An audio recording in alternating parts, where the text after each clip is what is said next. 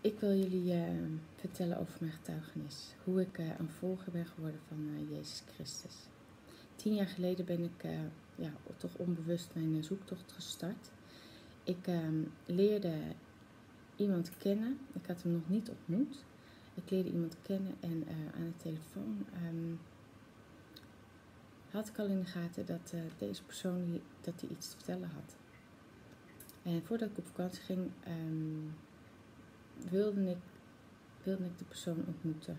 Ik wilde horen wat hij allemaal te zeggen had. Dus we hebben elkaar ontmoet. We zijn naar het strand toe gegaan in Scheveningen. En we hebben daar urenlang zitten praten. En hij had een bepaalde gloed over zich heen. Op dat moment wist ik niet wat dat was. Hij had een bepaalde straling, een bepaalde, ik weet het niet.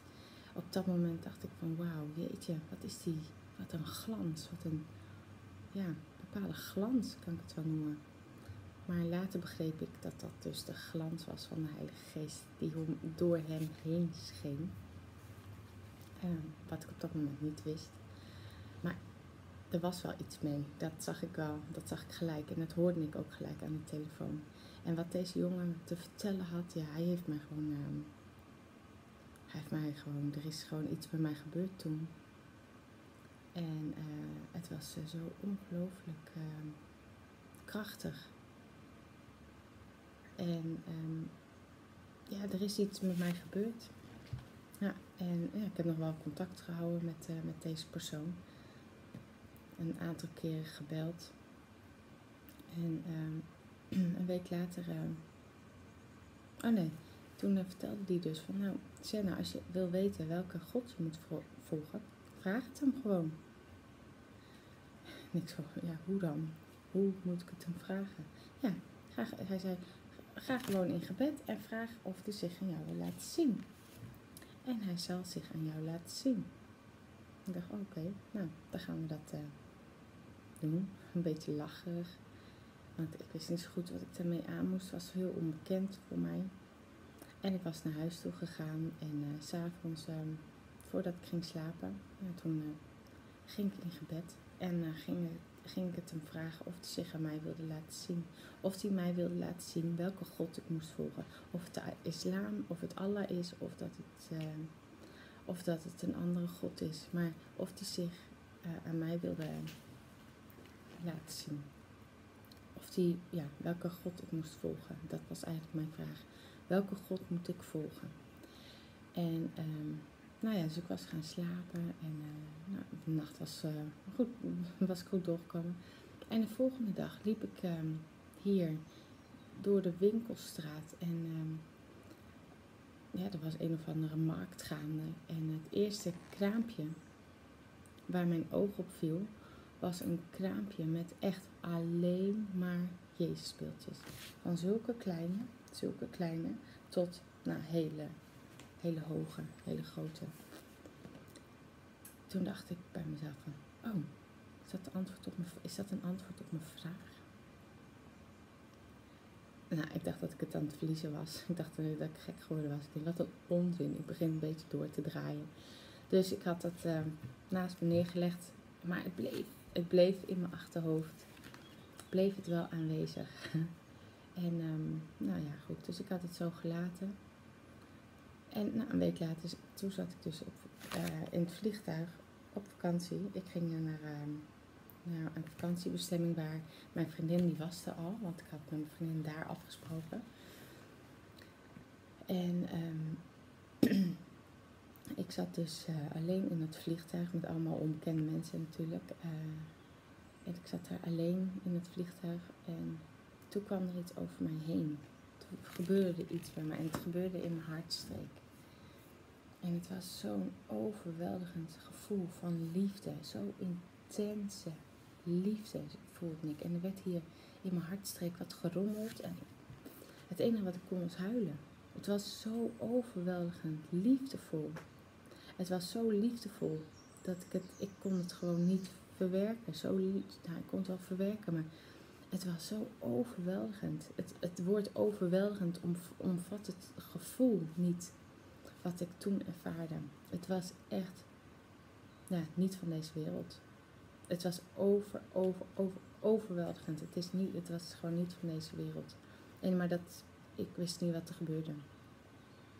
Pas, en de vakantie, dat was ook met, toen was ik ook heel erg met, bezig met, toch Jezus, met wat er gebeurd was. En daar kon ik het nog eventjes goed verwerken.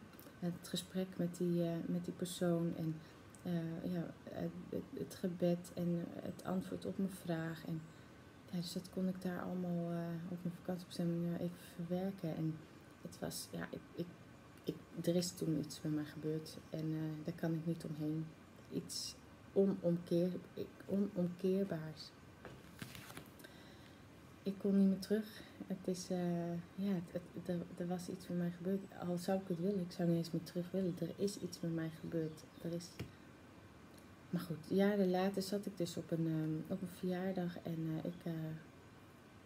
ik raakte aan de praat met een wat oudere dame. Die wel erg in het geloof was. En zij hoorde dus aan mij dat ik zoekende was. Dus ja, dat ben ik. En toen, dus ik vertelde haar mijn ervaring over mijn ervaringen. En ook het ervaring wat ik had gehad in het vliegtuig. En toen zei ze van, je hebt een aanraking gehad van God. En toen, ja, dat is het. Ik heb een aanraking gehad van God. Zo voelde het inderdaad. Het was niet van deze wereld. Het was zo overweldigend liefdevol. Het was een aanraking van God. Halleluja. Ik weet nu wat het was. Nou, en, maar goed, toen kwam ik thuis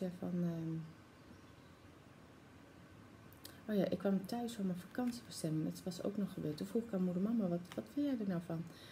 Jezus, wat vindt zijn moeder? Nou, er is geen vader die zijn zoon laat kruisigen.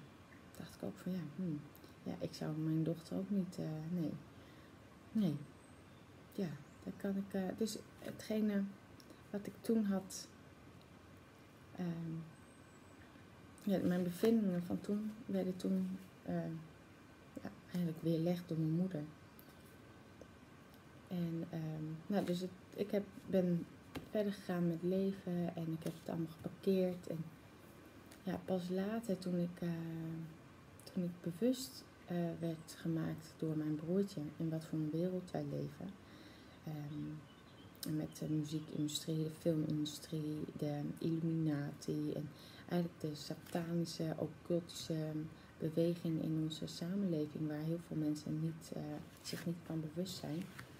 Daar was ik ook nooit van bewust. Daar werd ik bewust gemaakt door mijn broertje van kijk eens naar Illuminati, naar al die grote sterren en kijk eens naar die symbolen. En toen dacht ik altijd van, oh jongen, get a life, ga wat doen met je leven en val mij niet met deze onzin lastig. Totdat ik op een gegeven moment een keertje naar een concert ging van Beyoncé. Toen werd ik me bewust van de symbolen waar hij het dus over had. Toen ben ik me dus gaan inlezen van wat is dat allemaal, wat is dat dan? En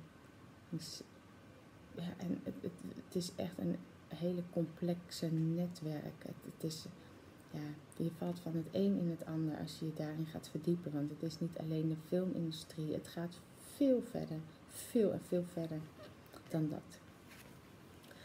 Dus ik ben me daarin gaan verdiepen en ik werd er me eigenlijk wel een beetje angstig. Ik denk van wauw, jeetje. En ik had toen mijn dochter al. En toen dacht ik van wauw, als er een duivel bestaat die over deze wereld heerst, dan moet er ook zeker weten een God zijn. En toen ben ik mijn zoektocht weer verder gestart.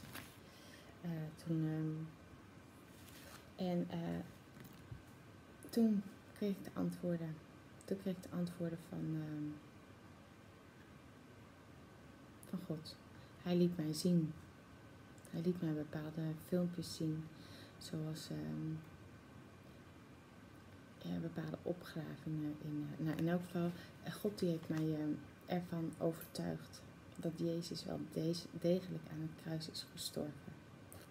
Voor mij, voor jou, zodat wij kunnen leven in vrijheid. God wil helemaal niet alleen in de hemel zijn. Die wil daar met ons zijn. En daarom heeft hij zijn leven gegeven voor ons. Er moest heilig bloed vloeien, zodat wij gered konden worden. En dat heeft hij voor ons gedaan uit liefde. En die liefde heb ik gevoeld. Die liefde heb ik in mijn hart gevoeld. Maar goed, in elk geval 2016, februari 2016 ben ik gedoopt. En ik was echt zo overweldigend en nog steeds verliefd op Jezus Christus. Ongelooflijk, ongelooflijk. Het is de beste stap die ik ooit heb genomen om voor hem te kiezen. Maar ja, omdat ik dus een heel fel lampje, heel fel kaarsje, ja zo zie ik het maar, metaforisch, heel fel kaarsje, een brandend kaarsje was in deze duistere wereld, was ik ook een heel makkelijk doelwit voor de vijand. En de vijand heeft de aanval op mij geopend.